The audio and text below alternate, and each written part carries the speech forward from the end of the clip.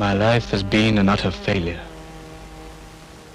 I was the first Asian to bring home the Nobel Prize in the scientific field. I thought I would build true science in our country. All we have now is a legion of camp followers of the West. There can be no salvation, no real advance at this rate.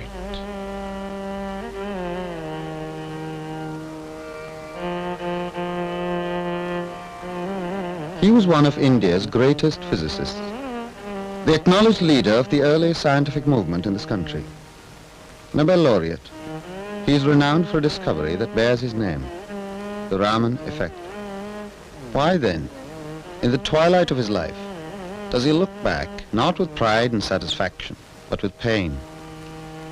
He was a man of strong convictions and innovative ideas, many of which are as relevant to Indian science today as they were at the turn of the century.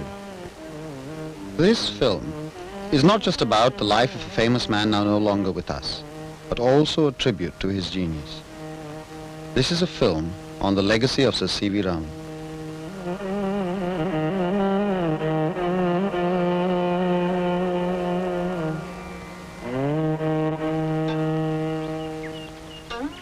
The young Raman was curious by nature. He wanted to know more about everything that he saw and heard. For the rest of his life, this curiosity, combined with an inherent love for nature, drove him to study her many facets.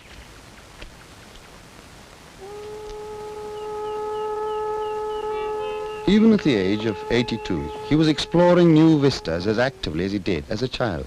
For him, science had always been the key to understanding the workings of the world around him. Fascinated, he mastered such classics as Ganot's physics. There is a story that late one night, despite high fever, he refused to sleep till his father, a science lecturer, fetched a Leyden jar from his college and showed him how it worked. See, a large amount of charge is accumulated at the bottom. You connect this to the electrode, it gets discharged. Apriya, there's a spark.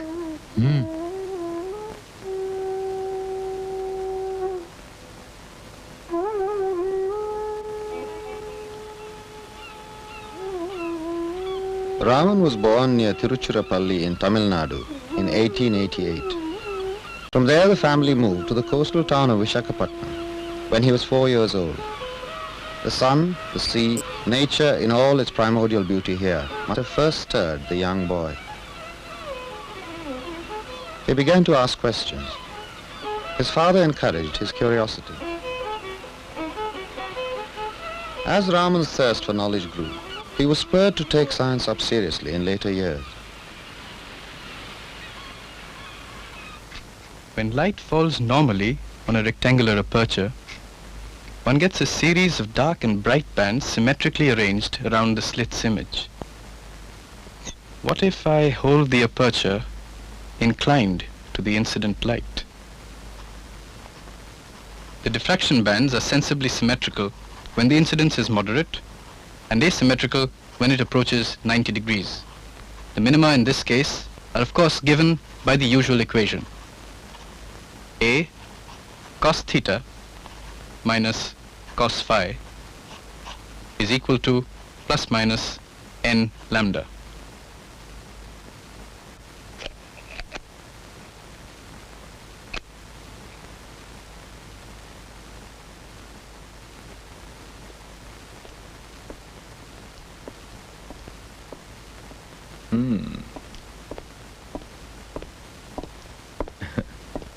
What are you doing now, young man?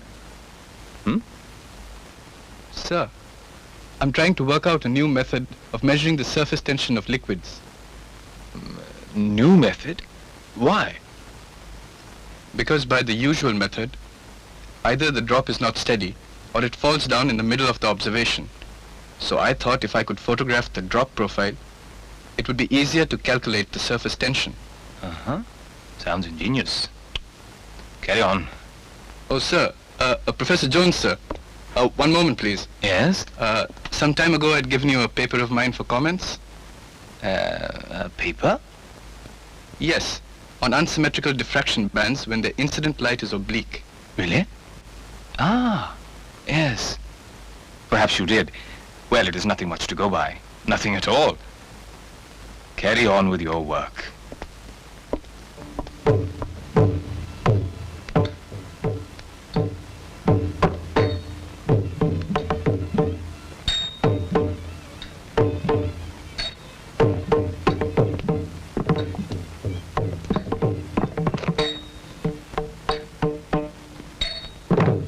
Raman was not discouraged by Professor Jones's lack of interest.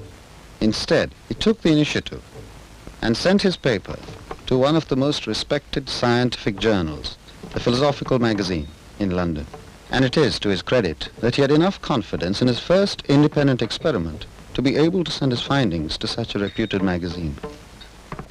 For then, as now, education was a means towards a degree. Students were not encouraged to think independently or to use their initiative. Colleges in India did not have a tradition of research.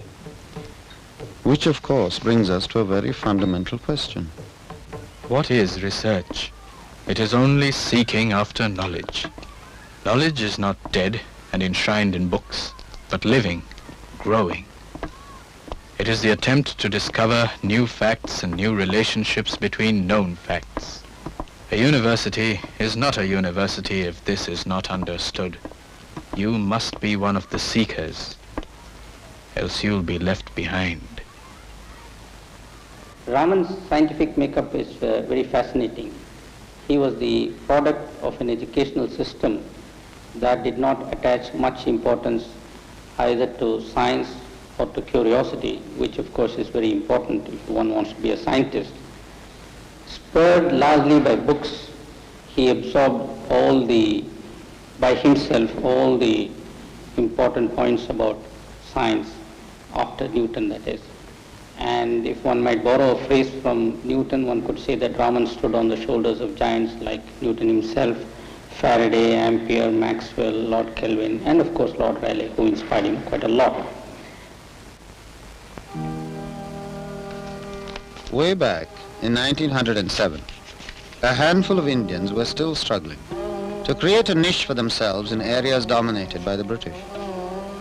There was no scope for a scientific career, as there is now in post-independent India. So Raman decided to do the next best thing, join the government. Topping the entrance examination to the Financial Civil Service, he was appointed Assistant Accountant General, the youngest ever to be so appointed.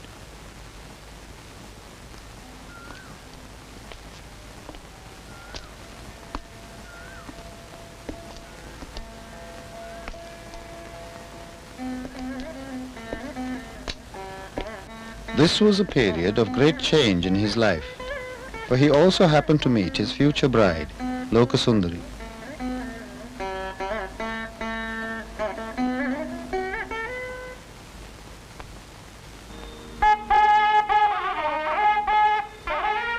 The couple were married, and on Raman's posting, moved to the bustling capital of the Raj, Calcutta.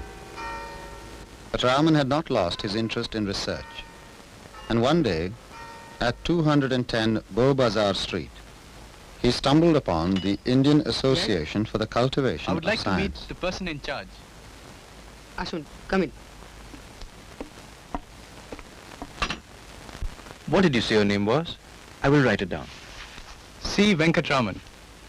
I'm a government servant. The Assistant Accountant General, in fact. But I'm interested in continuing to do my research in my spare time. Original investigation in optics and acoustics. Well, come with me. You see, we do have a laboratory, but it's so decrepit. You know why? Because in the 30 years since it was built, no one ever came to me and said he wanted to do research.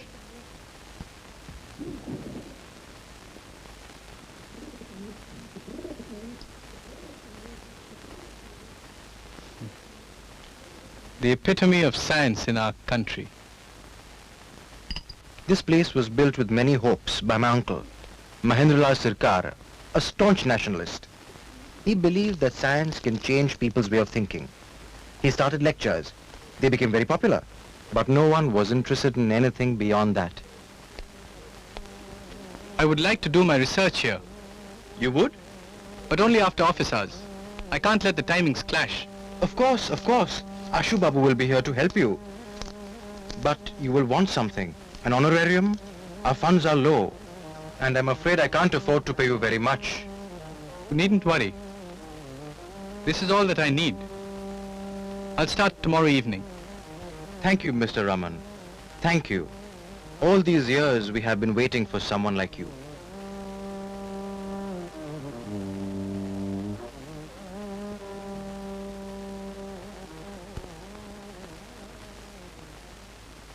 Raman started his work in acoustics with the study of violin strings. He continued the work of Helmholtz and established the whole theory on a firm footing. Afterwards, he also investigated how the quality of the tone of the violin string is determined by the bowing pressure, bowing speed, and the point at which he bows. He continued the work further into other Indian musical instruments. The most notable piece of work he did was on the study of the vibrations of the Indian drums.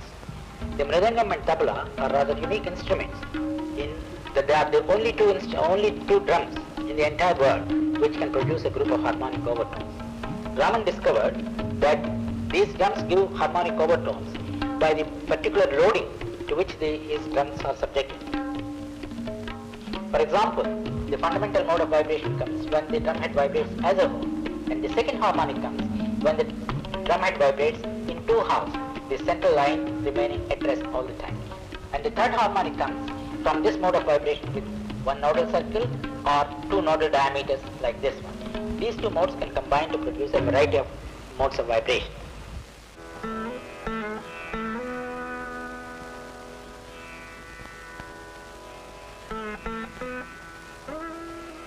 You see what I mean? Such wonderful tones. Of all the musical instruments, the veena comes closest to resembling the human voice. Really? I've been seriously playing the veena for so many years, and I never realized it. The strange fact is, there is a law in Western science which states that certain overtones just cannot be produced by any musical instruments. But the veena violates it. You know why? All because of this curved bridge, whereas Western instruments have flat bridges. How much our ancients knew about acoustics. Do you know something? What? The Germans have asked me for an article. Uh-huh. That's good. Yes. It's just not enough to do research anymore. You must publish the results immediately. So emanated the first research papers from the IACS, 30 years after it had come into existence. During those early years, Raman worked for the most part alone. Even so, the publications poured out. In fact, so fired was Ashu Babu by Raman's enthusiasm that even he wrote a paper for the Proceedings of the Royal Society. And Ashu Babu had never even been to college. Raman's fame began to spread. Not only did he become a source of inspiration to young research scholars like Venkateshwaran, Ganeshan, and of course, K.S. Krishnan, but Sir Ashutosh Mukherjee, the Vice-Chancellor of Calcutta University, offered him the Pallet Chair of Physics at the University College of Science. He accepted this post gladly, even though it meant receiving only half the salary that he earned as the Assistant Accountant General.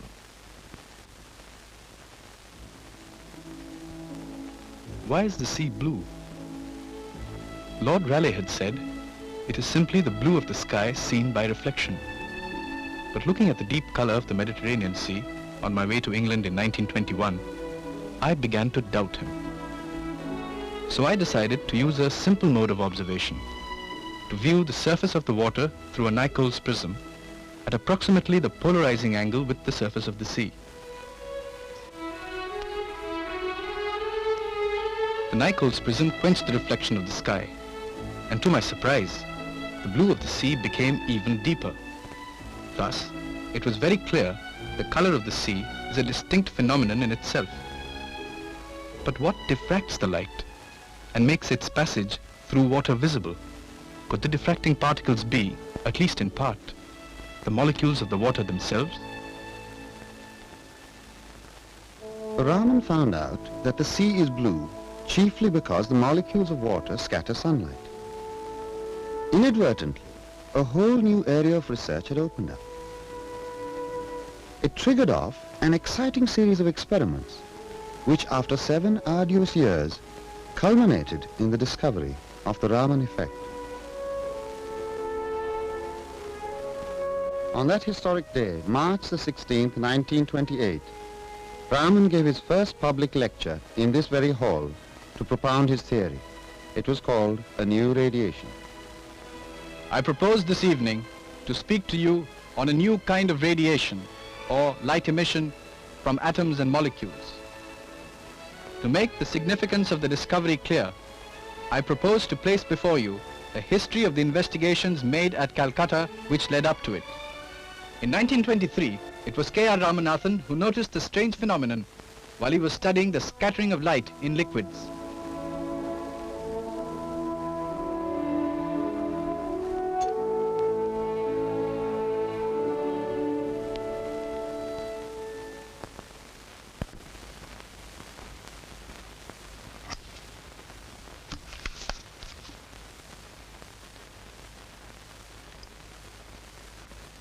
Professor Raman,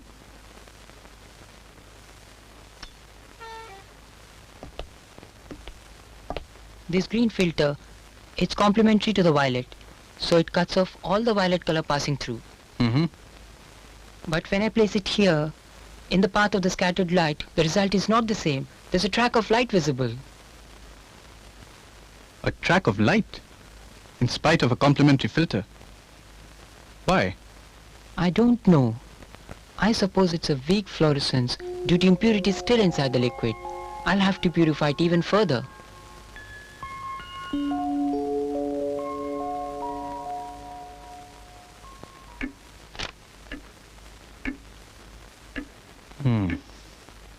What do you think, Krishnan?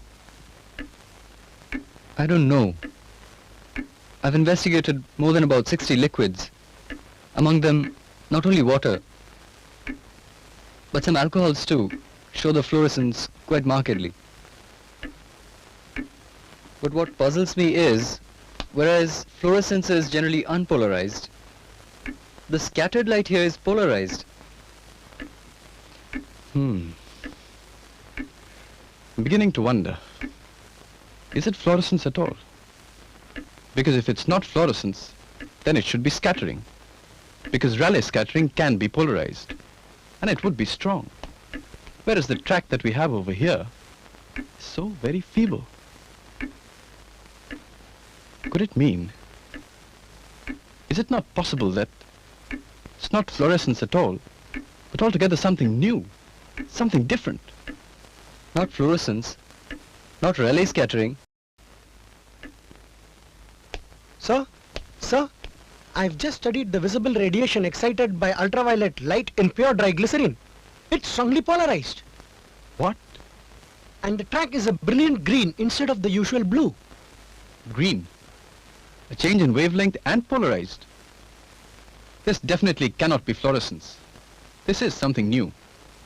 Boys, remember, I'd always said there must be an optical analog to the Compton effect. Is this it? You mean, when X-rays are scattered by atoms, there's a change in frequency? Exactly. Just imagine, if there's a change in wavelength with the scattering of X-rays, I think the same effect can take place with the scattering of visible light. But how do we prove it? The track that we have is too feeble. We should try and make it stronger. Probably we'll have to use a larger lens and complementary filters. Krishnan, I think you should follow it up. Aye, sir? Yes. I think I need somebody who can use the sunlight throughout the day. I've got my classes and Venkateshwaran's busy working, so he can only come in part-time. Besides, you've stayed away from experimental work for too long. Not at all healthy for a scientist, huh? This is marvelous news. Just wonderful. You understand what I mean? The first step taken in the research was to find whether the effect is shown by all liquids. The method of investigation was to use a powerful beam of sunlight from a heliostat concentrated by a 7-inch telescope objective combined with a short focus lens.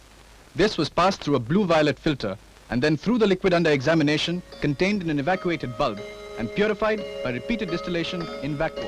It's true of visible light, sir. It's true of visible light. There's still a track in spite of the complementary filter, sir. It's polarized. And there's a change in wavelength.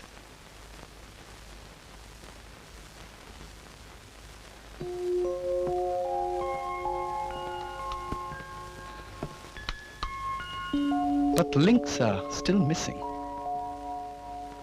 How do I show that there is a change in energy or a change in frequency? Frequency, color. The spectrum, of course. The spectral lines will indicate any change in frequency.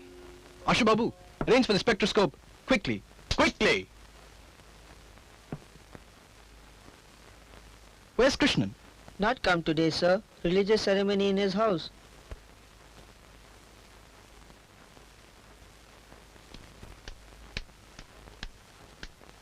It's ready, Sahab, but the sun is setting. The light will not be strong enough.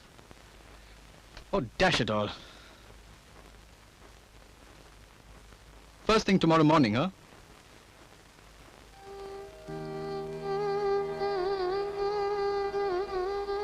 Next morning I could see the spectral lines, but they were not clear. It occurred to me to change the light source, to use a monochromatic light. Asha Babu, get me the mercury arc lamp.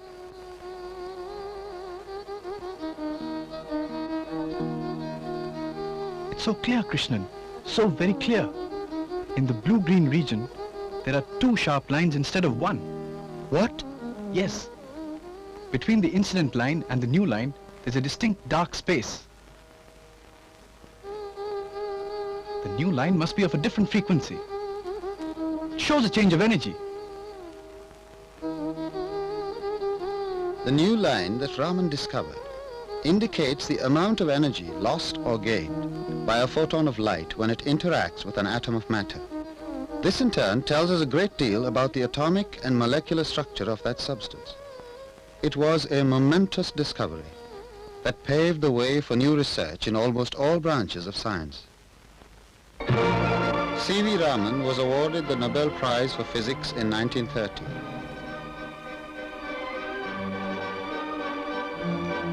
It was a moment of great significance, for not only was it a tribute to the man, it also officially put a country struggling for an identity on the scientific map of the world. The Raman effect provided the last convincing proof regarding the photon concept.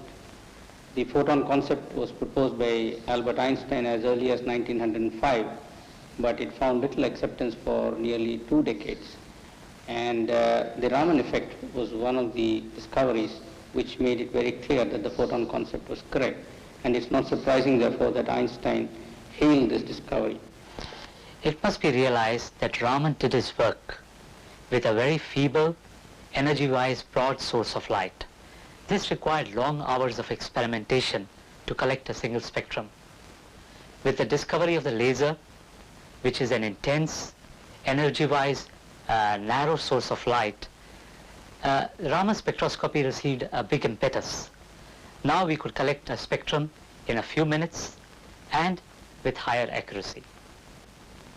Today, it is being used to solve important problems, not only in one branch of science like physics, but in many, many branches of science, almost all branches of science, chemistry, biology, material science, earth sciences, and so on.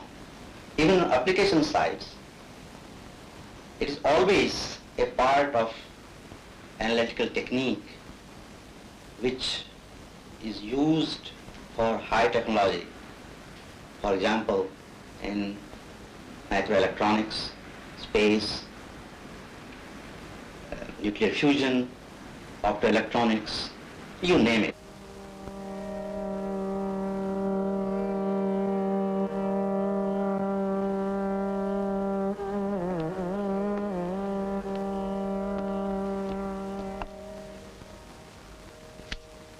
The man was once the center of scientific activity in India.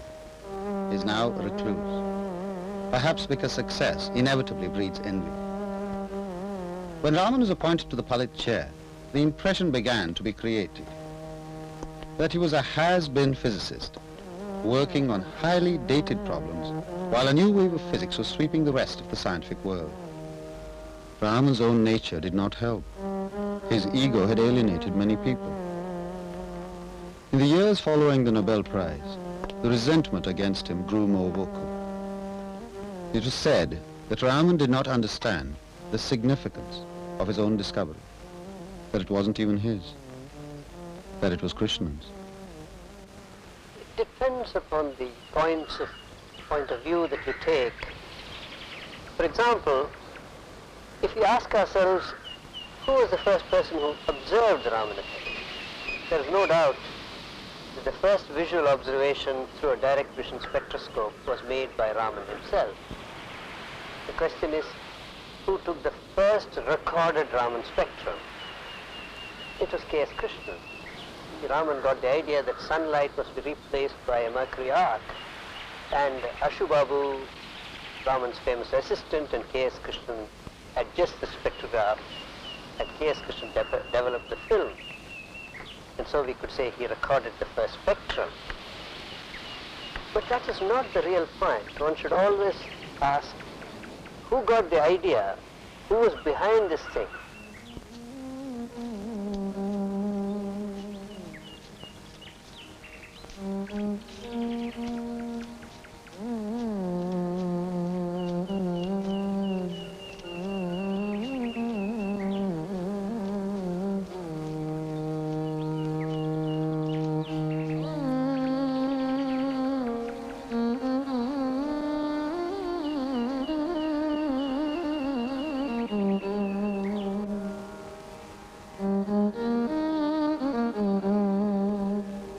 In 1933, Raman came to Bangalore. He'd been offered the directorship of the Indian Institute of Science. The institute had never had an Indian director. They had always been British. The institute had also never had a physics department. Raman set about creating one. Your work has been promising. You should keep it up. You put in a little more effort, and you can go much further. Thank you, sir. You know, this institute needs young blood like yours. It needs to be changed, reformed. People in these parts have a joke about the institute. They call it a sanatorium with a few laboratories attached. But, sir, I think you have changed all that. Naturally. Why should the workshop only carry out repairs? That's gross underutilization. They should be able to fabricate new equipment required by the various departments. And within the departments also. The physical chemistry department should be part of the physics department. The chemists over there will have a much better chance of interacting with colleagues who have similar interests. Oh, there's so much that can be done. You know something? Max Born is coming. Sir, have you heard from him? Yes. I've received his letter this morning. He's accepted the readership I offered him. Just wait and see, my friend. Things will begin to change for India. No more will our youth have to go abroad to get initiated into research. But as it is, I don't like the practice. The environment over there is so very different, and the conditions here makes them useless here. You know what I feel? If great men like Max Born and Schrödinger were leaving Nazi Germany, they can be provided with a home here, then perhaps there can be started off a real scientific movement in the country. The renowned physicist Max Born did come to India, and soon Raman strove to make his position permanent. But all Raman's reforms were too sudden. They ultimately led to a major controversy. The problem between CV Raman and the council leading to Raman's resignation has many facets. I shall briefly mention 4 of them. First, Raman was the first Indian director to be appointed. 3 Britishers had preceded him, and the British faculty members were rather reluctant to work under Indian director, as evidenced by Max Born's letter to Rutherford. Second, Raman had some attitudinal problems. He was an extrovert with a sharp tongue and oftentimes overbearing. He lacked administrative tact which are so essential for a director. The third aspect, there was no physics department before Raman came. He created it and he equipped it. There were tensions and charges that Raman was building the physics department at the cost of the other departments. The Irwin Committee was not all that objective. Its members were prejudiced against Raman, and Raman ultimately tendered his resignation from the post of directorship and continued to work as the head of the Department of Physics.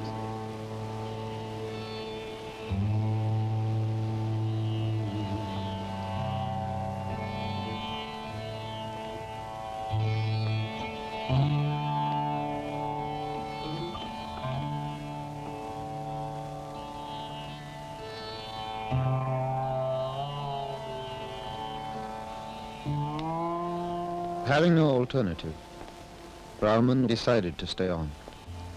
He continued to do research of a high quality in optics, crystal physics, and ultrasonics, in which the Raman-Nath theory is an outstanding piece of work.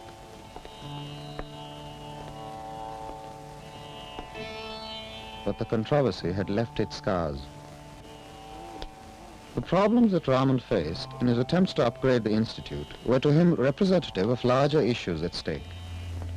These included the need to recognize the importance of fundamental science, to manufacture equipment indigenously, and to make universities centers of research. Many Indians before Raman had shared these views, some of which are relevant to us even today. Professor wanted India to be great, a great country doing great science. You must remember that when he did most of his work, we were under the British, and when he got the Nobel Prize, the flag that he sat under was the Union Jack. So he felt very strongly that India should be independent, and independent not only economically and politically but scientifically. Now in the post-independence era, we have certainly had more money for science and more opportunities, but somehow our values have got severely eroded. And this is beginning to cost us, although we are hardly conscious of it. Take, for example, a thing like the recent excitement concerning high-temperature superconductors. Like all other countries, we have also spent a lot of money on research, which of course is good. But the sad thing is that we have spent a lot of this money for buying equipment from abroad. I mean, equipment to measure electrical resistivity. In 1911, Camerlingo's discovered superconductivity using his own home-built equipment. And today, roughly 80 years later, we are importing such equipment to make the same kind of measurements. And this is exactly the sort of thing that Raman was warning us in those days. 2 years before my retirement from the Indian Institute of Science, I started building my own center. I called it the Raman Research Institute. There was no water, no electricity when I first started. But that didn't make a difference. At least I could do my highly personal research work without any interference. You know what I mean?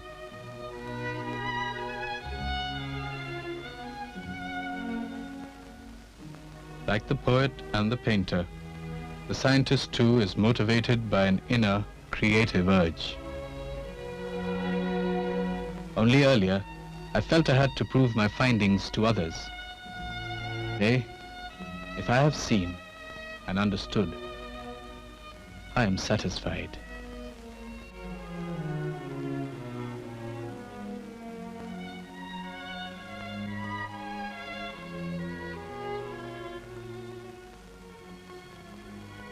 I don't think Raman really discovered anything or added anything to our understanding of vision. There are three major tenets of the theory of vision or modern theory of vision, with each one of which Raman seemed to have taken issue and disagreed. He totally ignores what the contemporary knowledge of physiology of vision was. It's what goes on in brain which constitutes perception, and you have to pay attention to that. And yet in his book he pays no attention to that. He talks all the time of what happens in the light, in the way light acts on the retina. But he pays no attention, and by then actually a fair amount had begun to be known about how information reaching the eye is analyzed by the brain. And really key to understanding the perception of color is in understanding that, and how brain analyzes the signals which go from the eye. So that sort of is, one has, it only can evoke in one sense a feeling of sadness that a mind like that essentially had decided to cut himself off from what the science was. When he made this discovery, he was already 40 years old, and thereafter he was not able to hold his own and keep pace with the new trends, new fashion, and new style. And this shows up clearly in the controversy that he had going with Max Born for many years on a rather technical point concerning the subject of lattice dynamics. It was clear that Raman was partly right, and he was not totally wrong. But yet, the way he made his arguments, people dismissed him, and he was forced to obscurity thereafter. Many people in his generation, of course, suffered an eclipse, but they did not suffer controversy, so one doesn't notice their eclipse. In the case of Raman, unfortunately, the eclipse is very prominent because of the controversy. Although certain aspects of Raman's personality and work have been criticized, there is no doubt that he was instrumental in laying the foundations of the entire edifice of Indian science. Apart from physics, he was equally interested in the growth of the other fields. These fields were not to be developed in isolation, but in relation to each other. Science was a living, dynamic whole, and ideas needed to be exchanged. So he created a national forum, the Indian Academy of Sciences. He also wanted science to reach the masses. His popular lectures were always comprehensible and tinged with humor. Children were the future of the nation. To them he wanted to gift the joy of discovery. This, then, is the legacy of a man who believed in the potential of the Indian mind. What we lack is perhaps courage, driving force. We need a spirit of victory, a spirit which will recognize that we, as inheritors of a proud civilization, are entitled to a rightful place on this planet. If that indomitable spirit were to arise, nothing can hold us from achieving our rightful destiny.